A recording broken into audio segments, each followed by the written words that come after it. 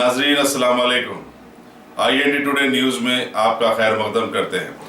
आइए देखते हैं ये तफसीलात। शहर हैदराबाद के किशनबाग में हालिया दिनों में GHMC की जानिब से बनाए गए एक मुनफरिद पार्क का इफ्तिताह किया गया था, जिसके बाद वहां के मुलाजमीन की तनख्वाहें नहीं मिलने का रोना आवाम के सामने आया था। और अब GHMC की जानिब से पुराने शहर के मशहूर इलाके खिलवत में भी 599 लाख की लागत से एक मुनफरिद कन्वेंशन सेंटर बनाए जाने का मंसूबा तैयार हुआ और आज हल्का चारमीनार के मजलिसी MLA अहमद पाशा कादरी ने इसका संग बुनियाद रख दिया। इस मौके पर कुल हिंद मजलिस इत्तेहादुल मुस्लिमीन की कई आला लीडर्स और कई इलाकों के मुतमदीन सुदूर और सैकड़ों की तादाद में कारकुन वहां आकर इंतखाबात करीब आ जाने का इशारा दिए हैं।